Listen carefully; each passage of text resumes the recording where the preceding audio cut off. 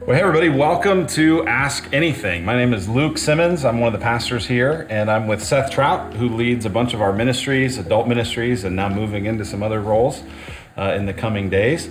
I'm also with Matthew Brazelton, who leads our operations team and is one of our worship leaders, and Josh Watt. Josh leads our Next Gen team and is soon planting Redemption North Mountain. We're excited for him about that. So yeah, that's pretty cool. And we have done these Ask Anythings from time to time as a church. Typically what we do is we actually do them live, where people texting questions and we just get put on the spot and do our best to walk the tightrope. But in this case, what we asked is for people to send in questions that specifically relate to kind of this moment, this season, this COVID-19 reality we're going through. And so a bunch of you have sent in questions, and we wanted to take some time and just answer those and do our best to try to provide some biblical wisdom and just really even also speak as pastors, speak as shepherds of this church family. We're not necessarily feeling called to speak to or to provide guidance for every Christian everywhere.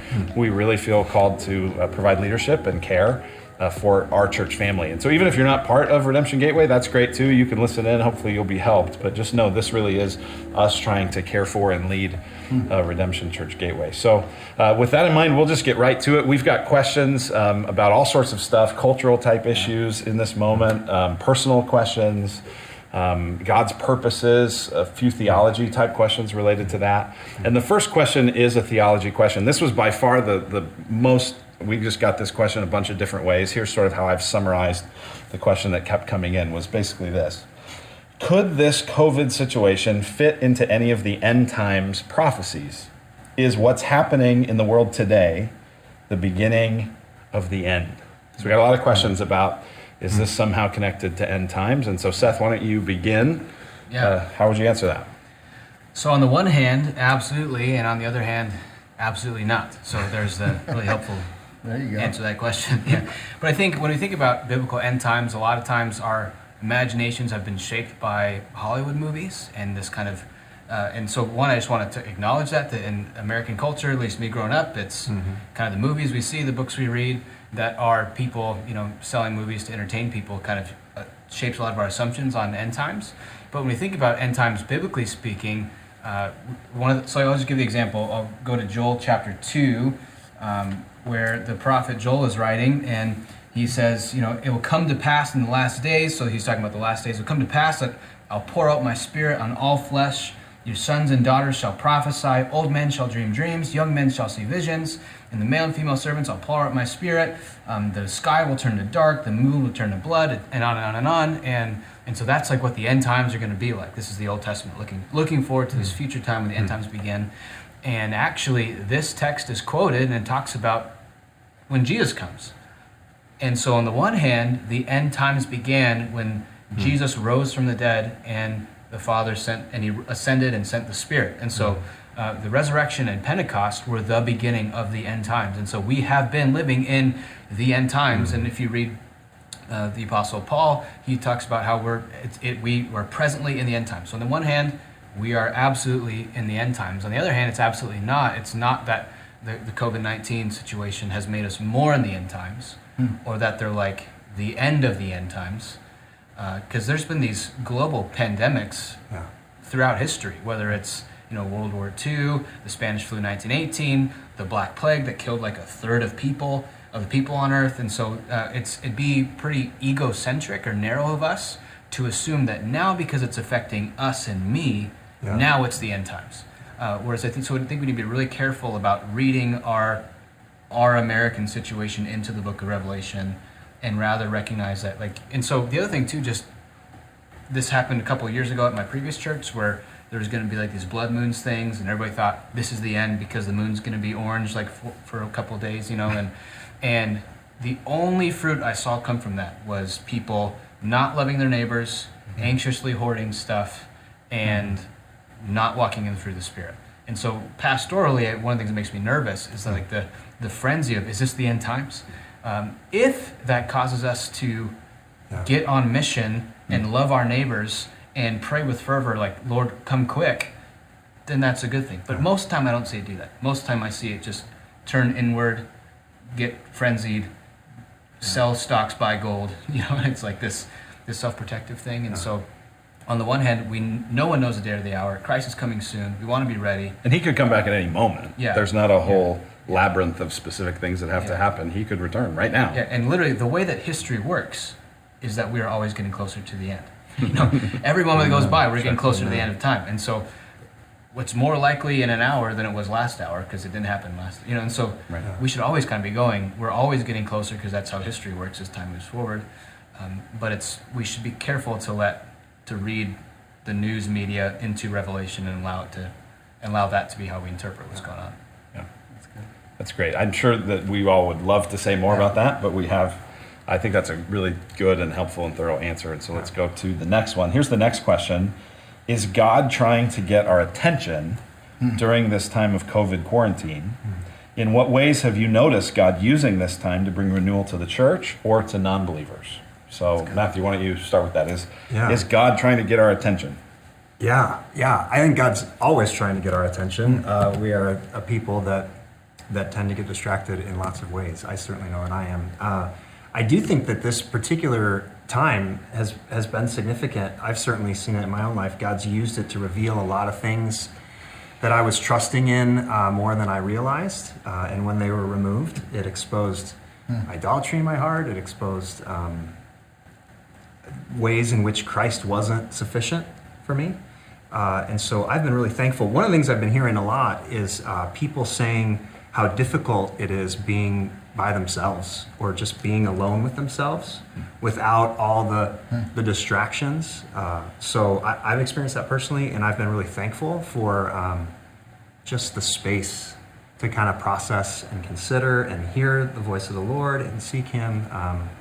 So yes, I do think the Lord's trying to get our attention. I think that God is working in many, many ways through this, and that's one of the ways I'm really encouraged. Josh, anything you'd add? Kind of that follow-up question of have you noticed God using this time at all to bring renewal, either renewal to Christians or maybe new life to non-Christians? Yeah, so personal example, I posted the Jesus Changed My Life video on Facebook. You know, we did that as a church, and non-believing family members, kind of commented, I've never really thought about God, or He's always been off or distance, and I've had a bad taste in my mouth for church, but this makes me think. And I just wonder how much more that's happening across the board. Like, maybe there is something to that wacky Christian neighbor of mine, and we're the wacky Christian neighbors and family members, and people are going to start to kind of lean into what we have to say about answers to the questions people are asking. So I think it's I see a renewal in church people of appreciation and love for what they have in the church, as far as gathering, the love, the unity, the brotherhood we share as believers. I just think people miss it, when it's gone. Now people appreciate what they used to have, and I think people are going to come back whenever, it looks like come back and just love each other even more. So. Yeah, it makes me think of C.S. Lewis, where he said that God whispers to us in our pleasures and He shouts in our pains. And so it definitely seems like suffering. I think Lewis goes on to say it's God's way of waking up. Yeah, His megaphone to wake up a sleeping world. And so hopefully this is waking us up to our need for Christ and the opportunity to find our hope and our refuge in Him. So, and what you said about the church, I think, is especially cool. I sort of thought that maybe, church is online, this sort of opens Pandora's box for every Christian to just be a consumer and go find the latest and greatest Bible teacher and blah, blah, blah, blah, blah. And I've been just really encouraged by how many people at our church and beyond are just connected to their church, and they love their church, and they miss their church. And even in youth ministry, where they're digital screen masters, all my kids are like, I just want to be back at youth ministry. Like, it's across the board. People love the church. So. Yeah, that's great. So here's a question that relates to church. Somebody asked this: can you please discuss how we should be handling communion at home? I feel like we need guidance. Every week we take communion at church, and nothing has been mentioned at all on what we can or should be doing on our own. And so I figured someone would ask this. I'm glad someone asked this, because the person that asked this is right. We celebrate communion every week when we gather here. We have not celebrated it in any of the online services, and we haven't even mentioned it. So this is a good opportunity to talk about it. And so I'll begin to answer this, and then if you guys have anything you want to add to it, you can as well. So this is a question that really churches have been struggling with in this whole season. And I've seen and read lots of different resources and articles from different people taking different perspectives on it. I think there are good arguments really on all the different sides of it. And there are different approaches among churches that we know and churches we respect. To be very honest, there's even differences within redemption congregations. So some redemption congregations are doing kind of communion online in this season, and obviously we're not, and other congregations aren't as well. So here's kind of been the main reason we haven't done it thus far, and I'll say this is for now, because we don't know what the future holds, and like I said, there's good thoughts all around. The main thing that have kind of held our elders back on this is that communion represents a lot of different things, but one of the things it represents is the body of Christ, the church family, coming together around the good news of the gospel and remembering in a tangible way and experiencing in a tangible way the grace of the gospel of Jesus. And so when we celebrate communion, we're not doing it just individually, but we're doing it as a church family. And because really at this point, we're only able to do communion if we were to do it as an individual household, or in some cases as an individual person, without any real connection to the church family, it has felt like it just doesn't feel like, it feels like something is missing, and what's missing is that church family. So that's been kind of our flinch on it. That's been our approach. I know people in our congregation that have been taking communion, and I don't think we feel any need to try to police that or to stop that. But I would say that this probably is a season more for fasting than for feasting. Yeah. It's a season where I think we're hopefully going, what I really miss is being together. And one of the things that communion represents is being together. And so that's kind of where we've leaned. That's how we've flinched on this. And we'll see what the future holds with it, but we definitely look forward to getting together again with some group outside of our households to be able to celebrate communion. Anything you guys would add to that? Oh, that's great. Yeah.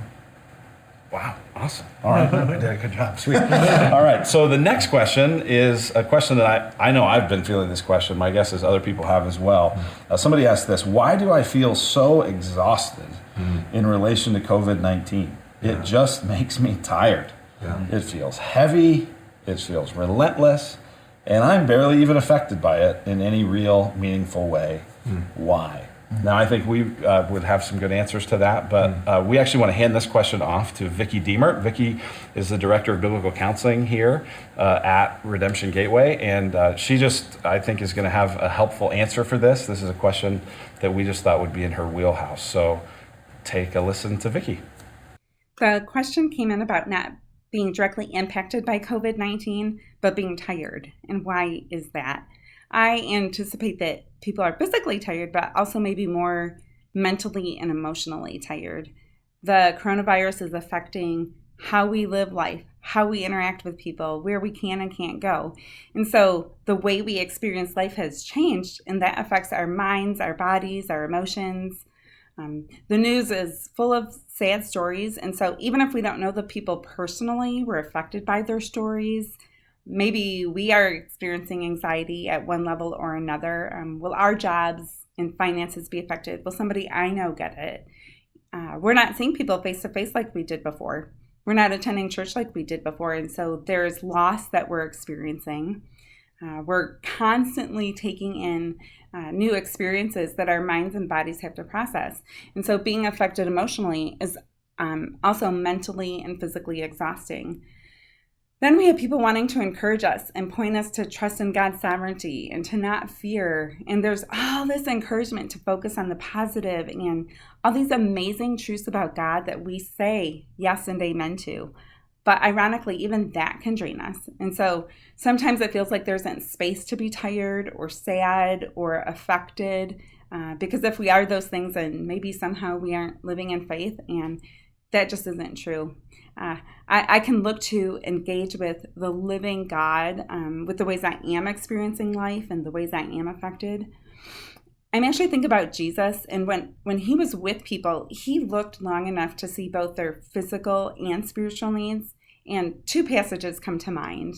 The first one is Matthew 11:28, and Jesus says, Come to me, all who are weary and burdened, and I will give you rest.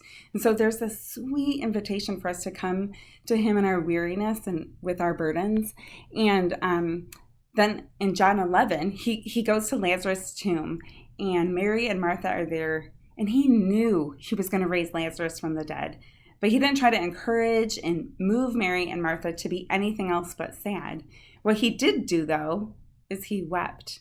And sometimes the thing that helps the most and encourages the most is being where we are and having the space to be where we are and having others come to where we are, because where we are makes sense. And so being affected emotionally makes sense. Being tired makes sense. And so I would say to you, my friend, that you are not alone, and I am tired too. Well, thank you, Vicki. I think that we all need biblical wisdom as we just navigate all the ups and downs of the emotions that we're feeling. Yeah. So the next question, again, kind of relates to just some things maybe we're seeing in our church family. Somebody asked this: do you have any emerging thoughts as pertains to our Gateway congregation? Are there any traits or characteristics that have been evident during this season that we should continue to nurture even after the pandemic? And are there any things that we should be working to shake off? So, as shepherds, as pastors in this church family, what have you seen? Yeah. I mean, Galatians talks about the fruit of the Spirit: love, joy, peace, patience, kindness, goodness, faithfulness, gentleness, self-control. Against such things there is no law. And I think we've all seen evidence of this through our phone calls, our Zoom meetings, with pastoral follow-up. We have people full of the Spirit. I mean, generous isn't one of those, but I think I've seen a ton of generosity. Yeah. So I've seen faith in action. You know, in a crisis, you see what's really there. And I see a lot of people that love Jesus. I mean, a lot of my phone calls are kind of uneventful because people are in a good space, and it's mainly because their faith has them anchored to something real and true, and they love Jesus, and they don't like the season we're in, but they're making the best use of it. And I just see a lot of solid Jesus-loving people in our church. So that's one thing I see. Yeah, along those lines, I've just loved the unity of this church, but also like the broader community, especially kind of even just a few weeks ago when this was way still unknown. Like, what are we dealing with? People really rallied together, were willing to sacrifice their individual needs and preferences for the good of others. It's been a beautiful thing to see, and it's made me think of Jesus' prayer in John 17, where he is getting ready to go to the cross, and he's praying for his people, and he's praying for us in kind of down the line, and he prays that we would be one as he and the Father are one, and that we would be known to the world that we are God's people because of our unity and because of our love for one another. And so it's been really exciting to see that so far. And if I'm honest, one of the things I'm nervous about is coming out of this. We're in an election season. People have lots of differing opinions. Forgot about the election. Yeah, right? What should be done? And I'm a little bit nervous that I really just pray that we maintain that unity and love, that would transcend even our own individual thoughts and convictions here. It's about our witness. And so it's been a beautiful thing. That's my prayer going forward, is that we continue in that. Seth, what about that part of the question that says, are there any things that this has revealed that we need to shake off, or we need to, this has shown, some areas that we need to set aside?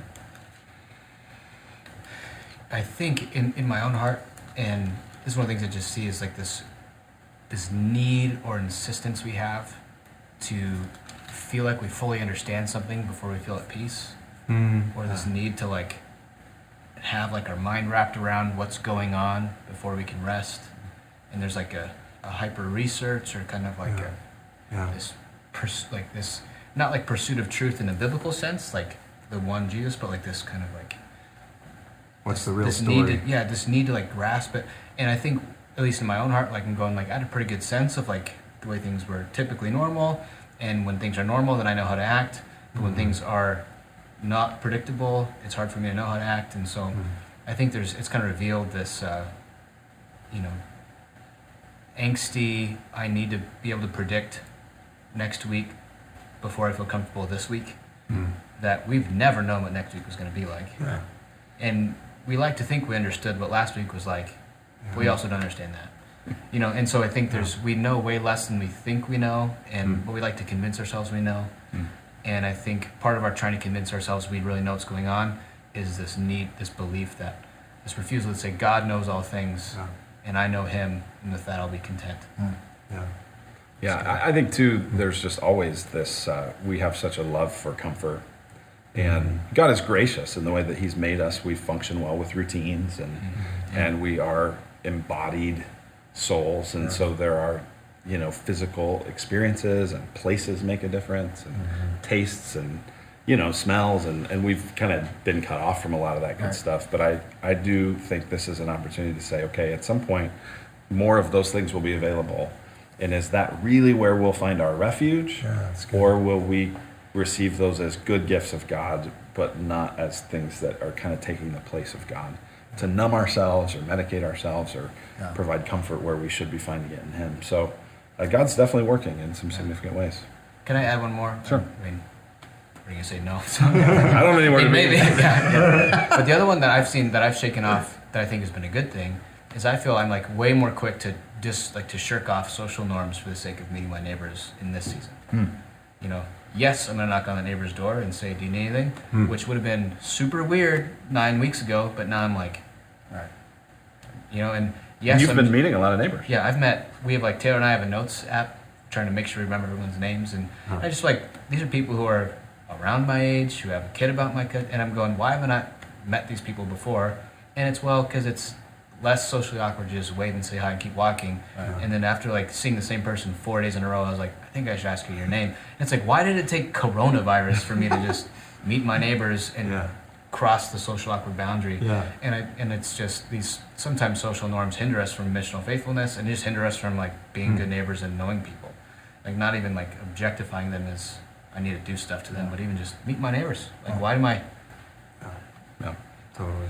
So Matthew, you mentioned a minute ago the potential for disagreements about how different things go. There's actually another question coming later related to that. So, but this next question begins to head that direction, and the next three questions really are kind of beginning to wade into some of the more controversial water. So, this next one says this: at what point should churches not listen to the government? Do you see that happening at all during this time? Is there such a thing as civil disobedience if our rights are being infringed upon? So I'll begin this and then let you guys add to it. So there's a real tension that Christians live in, because on one hand, we know that power is often corrupted, and that there are demonic powers and principalities that are at work in the systems and structures and governments of the world. And so as Christians, we, on one hand, should be kind of inherently a little bit suspicious of the powers and of governments. We also experience governments a lot not trying to do things that support the flourishing of the gospel, but actually undermine it. And so we should probably, it makes sense to be a little distrustful. On the other hand, the scripture says in a number of different places, Romans 13 is the most obvious, that we should be respectful of governing authorities and be submissive to governing authorities. And that was written by the Apostle Paul at the time of Nero, who was no friend to Christians and not an easy person to be subject to. So we should probably, there is a place for civil disobedience, for sure. Acts is a good example where in Acts 4, Peter and John told the governing authorities, at least in the religious case, hey, we're not going to stop talking about Jesus. You can't stop us. We're going to keep doing that. So there is a biblical precedent for that. I don't know that we're quite in that spot yet as Christians and as a church. To this point, our choosing not to meet is not because we're not allowed to. The governing authorities have said we would prefer that you didn't, and we think it would be unwise to and potentially dangerous for you to do that, but no one's forced us to do what we are doing. We are looking to governing authorities for wisdom about our next steps in this process. The question about our rights being infringed upon is an interesting one. Maybe one of you guys can take, I'll hand it off to you. Because on one hand, we're Christians who go, this life's not about my rights. It's about me being a servant of Christ. And on the other hand, we're Americans Right. And in America, our rights really are important, and really praise God for the rights that we have in America. And we're Protestants. We protest by nature. You know? Everything about us says, I'm fighting this for good reasons and bad reasons. Yeah. So how would you help someone think through? Okay, is now the time for civil disobedience because my rights are being infringed upon, or do I suffer for it? Or any wisdom any of you would want to offer there? Well, I'll just say personally, and I think pastorally, we don't feel like we're there yet. So in this instance, which is a strange season with government making suggestions and making black and white statements, none of us have felt like, okay, now's the time to deflect and to go. So I think that says something. The plurality of the people in charge of the church have collectively said, we're still in a good space. So, I mean, that says something. I don't know if you'd add anything to it. Yeah, I heard an interview recently with an older, wiser pastor, John Piper, who's been involved in faithful biblical ministry for a long, long time. And I was harboring a lot of judgmental thoughts in my heart toward decisions leadership has made, and his response... Like government leadership, excuse me. Yeah. Gotcha. I'm part of So this you were mad at me? leadership. Or what? No. Okay. Yeah. Come on, Luke. Good clarification. But and his response was so humble, and he basically said, we need to give a lot of grace, and we need to pray for our leaders right now. God's established them to help lead with some sort of order here, and they need lots of prayer. And so that cut me to the heart, because I know that wasn't my first flinch. And I appreciate that. The other thing that I've just been meditating on is the idea that Christ didn't come to assert his rights. He came to give up his rights for the blessing and benefit of others. So like the whole picture of his life was him dying to himself so that we could be raised. And so I think if our primary concern is, I can't do what I want to do, that should be an indication maybe our heart's not quite in the right place. If our primary concern is, I want to speak up on behalf of those that I love, or that I feel called to serve, the vulnerable, the voiceless, the needy, that's probably a better starting place. Yeah, it makes me think of in Galatians 5, where Paul says, you were called to freedom, brothers. Only don't let your freedom be an opportunity for the flesh, but through love serve one another. And that is not the calling necessarily of Americans, but that's the calling of American Christians. And we really should. I mean, I don't know a single person that has walked through these last weeks and gone, oh yeah, I know exactly what I should be doing right now. How would our leaders know any better, right? So we've got to pray for them. And I know some people think, oh, well, there's a lot of people who have figured out, and this is all kind of behind the scenes. And I don't know, I guess the folks like that are giving leaders a lot more credit than I feel like I mostly see incompetence when I watch government, but maybe there's some skilled behind the scenes actors, which really relates to this next question I'm going to ask. So I'm going to go to the one that says, why does it seem Christians are more prone to fall for conspiracy theories in times like this, and how should we respond biblically to this? So there's a premise of that question that I don't know if we would affirm, right? This person's saying Christians are more likely to fall for conspiracy theories. Do you think that's true? No. I think, I used to teach in public schools, and kids would bring up Illuminati and things that, people maybe watch me like, Illuminati's real! And others would say like, no, that's a conspiracy. I think it's a part of being a human, connecting dots where you don't have all the information, and I think that's just normal to being a tiny little human who doesn't know how everything works, and you have reasons and you start to connect the dots. That's just how we all function, I think. So, and it plays itself out in a variety of ways. Yeah. So maybe or maybe not Christians are more prone. I mean, it just seems like everywhere people are prone to conspiracy. I would say Christians in the fact that we do believe there's a spiritual realm that we can't see. So we actually have a reason to think that behind the scenes stuff is going on, because there is stuff going on with the unseen world. So Christians, where a naturalistic person would say, it's all what you see is everything, where we know behind the scenes there's good and evil at play. Yeah, and we believe the heart of man is corrupted. Right. Yeah. And so we have no problem believing that people might have ulterior motives in something. So how should we respond biblically to what this person calls conspiracy theories? I'll go first in this. I think we all want to know what the truth is, and as you were saying earlier, Seth, it's just really hard to know. Right. I mean, what are the origins of this coronavirus? No one knows, and we want to say, well, I know this and I know that. Well, it was definitely this, it was definitely that. But the reality is there's such differing opinions and differing understandings. And I don't know that anyone really can know. And I think one of the things that a conspiracy type thing or saying, I reject these mainstream understandings is an attempt to kind of make sense of a world that feels better than what the other alternatives might be, right? So I don't.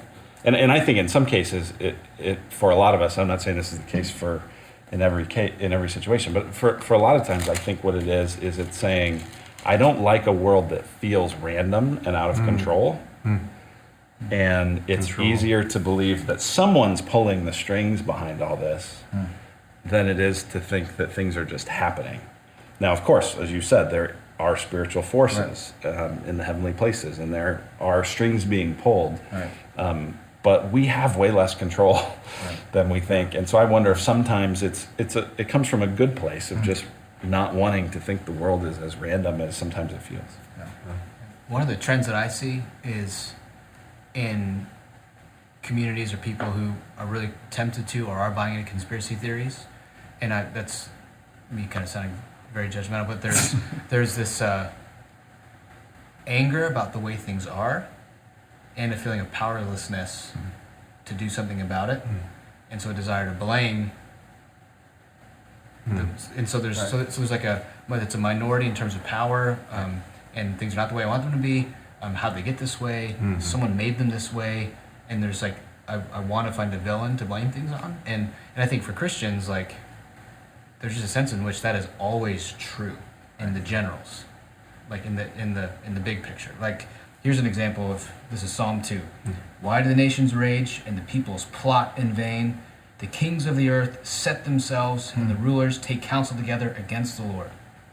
True. That is a conspiracy theory always. Like that we are idol worshippers, that we are pagans, that we by nature hate the Lord and his authority, and that the kings of the earth set themselves against God's law and rulership. And we do it in our own. And so like the messages, the things we're exposed to are all like, there is like a spiritual conspiracy that it's not, I don't think there's like, one guy in the UN pulling the strings, but I think it's Satan and his demons causing us to be idol worshippers, and that comes at us through Instagram, Twitter, Facebook, CNN, Fox News, like all the things. Like they're trying to help us not worship God.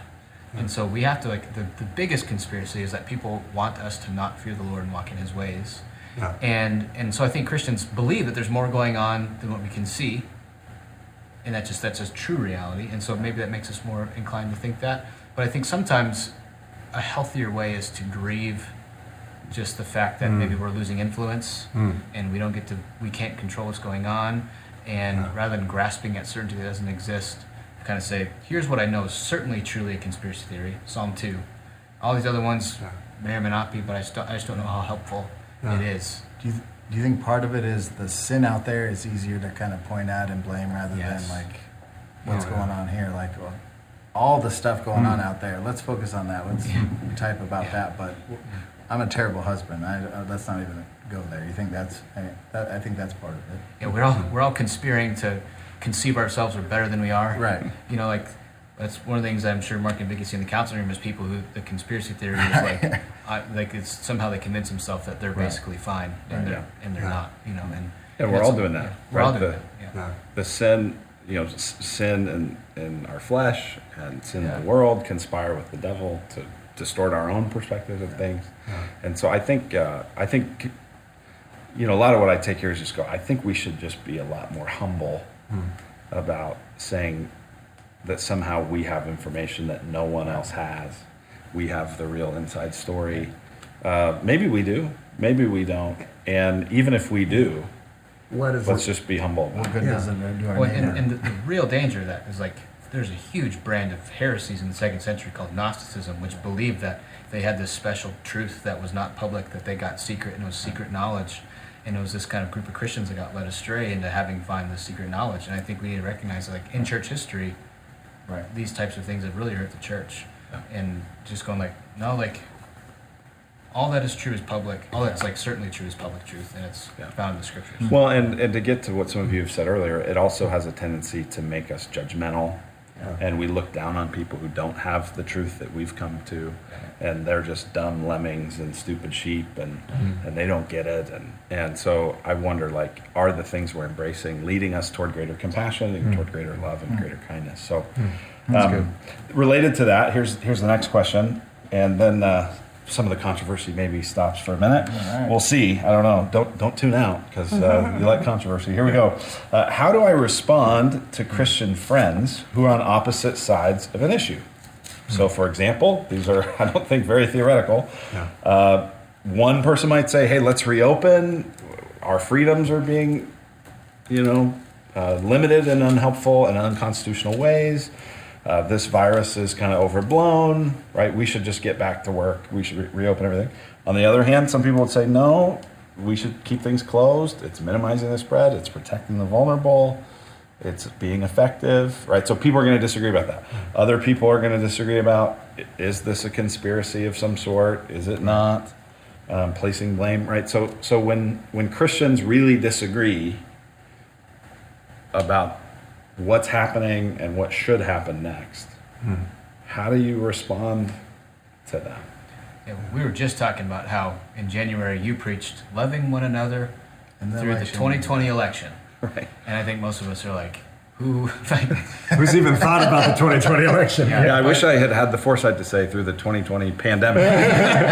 you would have been a prophet. It'd be very interesting. But I think as much as that, like, disagreement on how the scriptures apply to these complicated issues, I think that if we as a church are not consciously pressing towards unity that Matthew talked about earlier, and really trying to assume the best in our brothers and sisters who disagree on should you social distance through June or August or till the vaccine comes out in 2027 or whatever that's going to be, that we have to be prepared to allow for differences on how people interpret what's going on. And this makes me think about Romans 14. This is like the idea of conscience and how much conscience matters. Romans 14, 12, and 13. Each of us will give an account of himself to God. Therefore, let us not pass judgment on one another any longer. Rather, decide to put away stumbling blocks or hindrances in the way of the brother. And so there's like this reality that we want to, like this. So he's not talking about, if you believe Jesus is not God, well, don't judge me. It's like, no, there's certain things that are just objectively true in Scripture that we can insist on. But he's here talking about matters of conscience on where we disagree. And if we don't really pray to that, and we start to feel ourselves feeling self-righteous. Oh, so-and-so, it's August. Can't they just loosen up already? Yeah. And just, or, man, so-and-so, like, they're at, do you know they went to Walmart? What idiots, and like, can you believe that they would do that? The audacity, they don't even read. And it's just, we need to be really careful about heaping judgment on people on how we choose to play out the next couple months. Otherwise, we're going to be in real danger as a family. Yeah, absolutely. That resonates a lot with me. I think another thing to remember is when we have an opportunity to engage with a brother or sister in Christ that has a different position or opinion than we do, they have as much of the Spirit of God as we do, and we can always learn from them. Like, God can use that interaction to grow us if we're open to it. And so we should lean in with a lot of curiosity, and we should keep our mind on like the bigger point, right? Like winning the argument, which I get stuck in a lot, is not all that helpful in the grand scheme of things. But growing in Christ-likeness, having communion with a fellow image bearer of God, those are things that can leave like lasting eternal benefit. And so that's what I want to desire more than even winning the argument or proving a point. Yeah. I think language, man, the Romans 14, the beginning, this just stood out to me. The very beginning of that says, as for the one who is weak in faith, so he's talking about people who see things differently in a worship setting with the food that they were using, welcome him, but not to quarrel over opinions. And I like the way that he uses the word opinions there on something that was a strong conviction on both sides of the aisle, just like we're going to be dealing with lots of strong opinions on various levels of whatever reopening, whatever government conspiracy, all this. Yeah. They're all, at the end of the day, strong opinions that we all carry. And we, as Christians, know the truth. Jesus reigns. He's coming back again. But we're all carrying our opinions loosely. And I like the word curiosity because it's not my strength. Being curious about why someone lands in their opinion, because there's reasons why we all land where we land that you don't know unless you're curious. So, And even just holding those opinions, like, can you imagine a million years from now, new heavens, new earth, saying, should we have opened in July or August? And like how much that won't matter. But right now it feels like this opinion matters so much. yeah, that's funny. But an eternal perspective, like, holy smokes, that doesn't matter at all. Yeah. And I mean, it feels like it matters because right now we're in it. Yeah. But if we try and adopt like an eternal mentality, we're going, man, this week or next week versus losing a relationship. Yeah. We're gonna spitfire on each other on Facebook And our witness. over our opinions. Yeah. Are generally not that well. Like none of us here have Yeah. PhDs in epidemiology, but yeah, we have opinions about this. You know what I mean? It's just Strong I like read an article. strong opinions. I read 2 articles and a headline. You know, so like listen to my opinion. You know, I scanned an article. scanned an article. Yeah. And so I think I just need to go like, what are my opinions? Do I want to hold the close fist? And generally, all the opinions I have around coronavirus are not that. Not even close. We've got a handful more. And so the next question kind of zooms out a little bit and maybe is more of a kind of macro theological question that comes out of this time. I think it's a good one. Is how do you respond to non-believers when they question how our God of love allowed such a pandemic to occur? Certainly a loving father would not wish this on his family. Right, anytime they're suffering, this is an important question that comes up. So Matthew, how would you respond to a non-Christian who was saying, man, how does this happen? Yeah. First of all, I'd say that's such a great question. I'm glad you're asking that question because that is kind of one of the main questions that Christians and non-Christians alike have struggled with over the centuries. It's a good question. I think it's close to the heart of God. One of the approaches would be to share maybe a story from your own life where you experienced suffering and God used it to bring good or blessing where that wasn't the case previously. I think collectively the current condition of our hearts and our world is so broken that sometimes the only path to healing is through suffering. I mean, Jesus is a great example of that. But we experience that in lots of other ways as well. And so we Nobody believe... likes that. No. I don't like Yeah, that. yeah. We believe that in a God that's so big and so good that he's willing to expose his creation and his children to momentary, what the scripture would call light affliction, in view of this eternal weight of glory that he has prepared in advance for us. And so God can do incredible things through our pain. Well, and I love that God doesn't just allow it to happen and stand off at a distance, but the gospel shows us actually that God has experienced suffering, that God has endured it himself. Amen. And so when I think about all kinds of suffering and pain I see, I think, well, God, I don't understand the reasons why God's allowing this, but he must have good reasons because he has experienced it far worse than I ever will and far worse than anybody else ever has, and he still allows it to continue. So he must have a good reason, and there must be some way he's going to redeem it in the long run. All right, so these next questions start to get a little more personal and a little more kind of connected to our church family. So next question is this: what, if anything, would you change in your personal routine once things go back to normal? Yeah. So I don't know if it will go back to normal, but let's assume it will. What would change about your routine? We can just kind of go around the horn here. I think I'd have more downtime in our family, more time for walks. You talked about just walking around the neighborhood. That's the big thing. Just plan downtime that calendar creep doesn't happen and it gets taken over by all the million things we have going on. Yeah, that's good. A lot of things come to mind, but one of them is with the kids not having to rush off to school and everybody has to wake up real early and get everything going. I've had more time just for prayer in the mornings, unhurried prayer.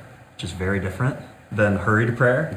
And it's Nice. What time do your kids wake up? They haven't been getting up super early, like 7 maybe. So when do yours get up? 6? Oh yeah. They're not allowed, but they do. Yeah. So that's been a huge blessing. And the days that I don't experience that, I feel different. So I hope to keep that up. Yeah, I think for me, I've largely kept pretty similar routines. I've just had to do my normal routines just in different ways. I have been walking more. I'm bummed about how probably about the time back to normal hits is also when 100-degree plus hits, and I don't know how interested I'm going to be in walking around the neighborhood at that point. I do think this has. This is going to give our family pause. Right? We definitely miss a lot of the kids' activities and sports.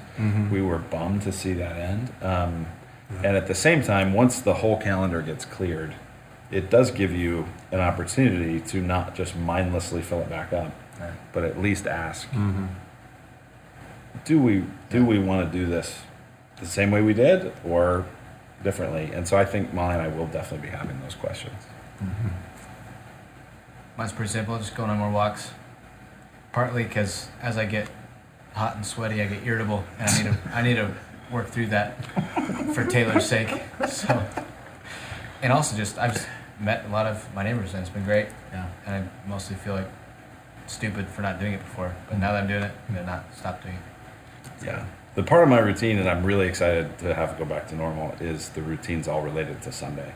Yeah. Right. So recording a sermon on a Friday or on a Wednesday or something like that is weird. And obviously just the relational rhythm of seeing people, I'm excited for that to return. So related to that, here's another question someone asked: what should I be doing to stay connected to the church? Right. So I'm not necessarily able to have that weekly connection in person. What are some things I should be doing to stay connected, Seth? How can people do that? There's a couple of things. One is you could subscribe to and read our emails. That might sound like the boringest thing you could do, but it's actually, when you know what's going on, you know what's going on. And so in the body of this, there's you can subscribe to our general church email and also our next gen emails about what's going on for students and kids. So that'd be the simplest thing. Follow us on social media. You can see what's coming up. Our comm team does a great job there. The third thing I would say is just be the first mover. Be the person to pick up the phone, make the call, and drop in on people on FaceTime. And, rather than kind of making staying connected a passive thing, be the agent of connection and, cross over those previously awkward social boundaries and just say those don't matter anymore because I want to keep the family connected, and just be the one who picks up the phone. And if you don't know anybody yet, take the online Connect class, and then you'll have people that you can bug and stay friends with. So that'll be a great way to just press forward and find out what's going on. Great. The next question is, what is the church's plan for reopening? What is the church's plan for reopening? What is the plan? Operations. And coming up next week, we've out of time. We're out of time. That's a great question. The reality is we don't know, and we've had a lot of different plans that we haven't. We have like 9 plans. They're like possibilities. Sure. The way we've been talking about it is, and other people have used this, that it's probably going to be more of a dimmer switch, phased approach than a just on-off binary kind of thing. So we've thought through a number of different kinds of scenarios, especially as the recommendations around different sized groups and things change.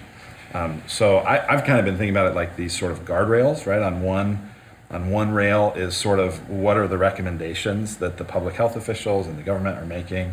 On the other rail would be what sort of mitigation strategies need to be in place for people to be safe and to feel safe.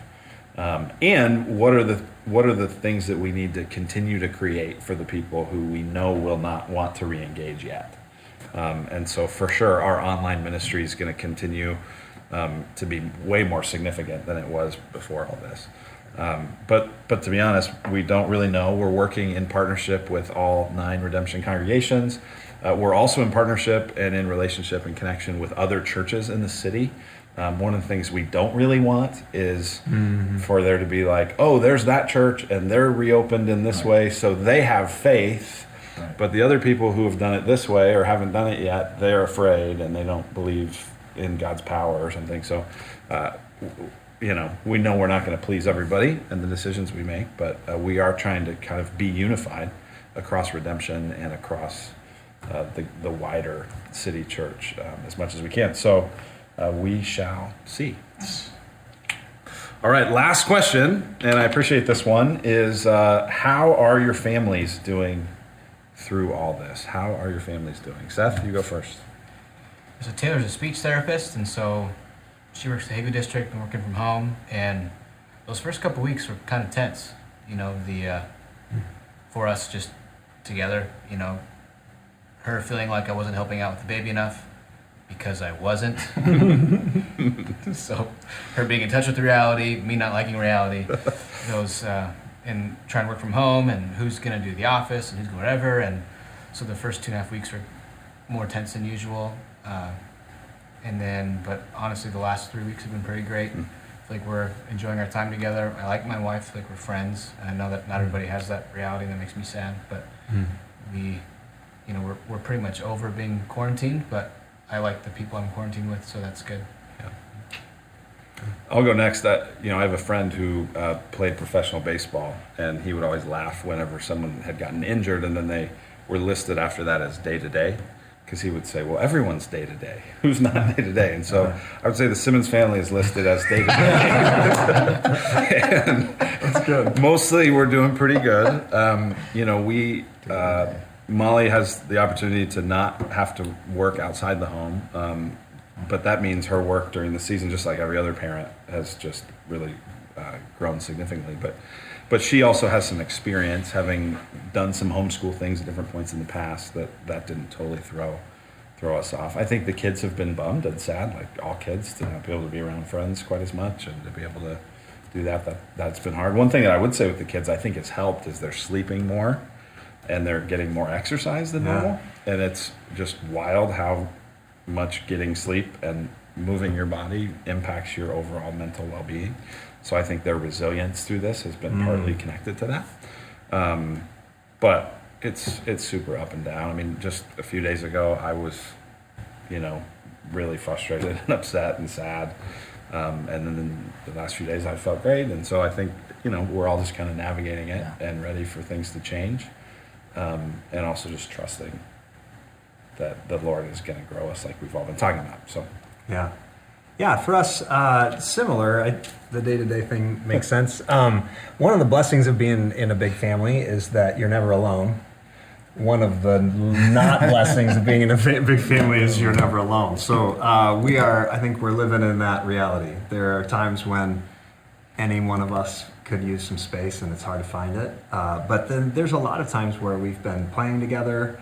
I mentioned that game earlier. There's a number of other games and ways we've found to just kind of enjoy each other, which has been cool. We've been eating together like almost every meal, which is great news because Christy's a fantastic cook, so good. That's a good deal. So I'd say overall it's a net positive for sure. But there's he's surprised to hear that. Yeah, no, that is a huge blessing. I know, man. I know. So I'm thankful. I am. I'd say Ozzy, our 2-year-old, is living his best life because all of his favorite people never leave now. So how fun. The rest of us, it's up and down. Well, my sense is it's like this with you, like it is with Hank. I mean, Hank is a 3-year-old little bundle of joy. You wrestle him and you feed him and you get him a nap, and he's just, it's like you wind him up and he just is happy. That's and Ozzy. It's been such a gift to our family. Same for you? Yeah. The little guys, we're mostly good. I mean, we're enjoying a lot of it. I've reached a point where my emotions are like, I just feel so constrained. I'm like, because I love the lobby. I love connecting with, I love hugging people. I love everything about being around people. And that's gone. And it's like, all right, I'm going to explode. But the Lord allows me to kind of make it through.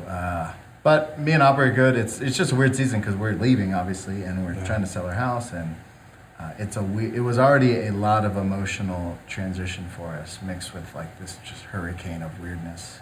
So we're just both kind of praying and talking to each other about trying to figure out how to navigate the emotions of this season in a way that is best for us, in a way that fully lives in the moment of grieving and mourning goodbyes and looks forward to opportunities. So it's weird for everyone, but. Yeah, it hit me the other day. He called in a Zoom call we had from his garage, which is full of boxes, getting ready to sell their house.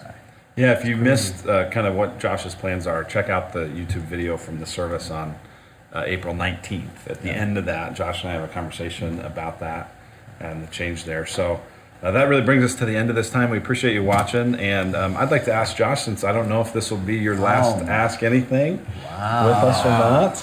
Just got heavy for a second. But would you pray for us? I would love to. Let's pray. Father, we sit here as four men who know what we know, as my dad would say, and that's not a lot. We know what we know from your word and from knowing you and from just our life experience. And if we stack all of our wisdom on top of each other, it doesn't get very high. So we're glad and joyful that we get to follow you, the one who knows all things, holds all things together by the word of his power, and is intimately aware of everything going on, has all the dots connected, knows everything, is allowing certain things that make no sense to us, and you are 100% in control. So we can sit up here and ask anything and give our best shot at all of these things, but in the end, we all trust that we are following the King of the universe, the one who knows it all and holds it all together. And in the middle of that, truly does love us, collectively and individually, knows our names, knows the hairs on our head, and is walking with us each through this season, God. So that's what we trust in. That's what we want to lift up. That's what we want to be as a church, as a group of people following you, the King, who laid down his life for us when we were not worthy. Yes. And God, it's good news.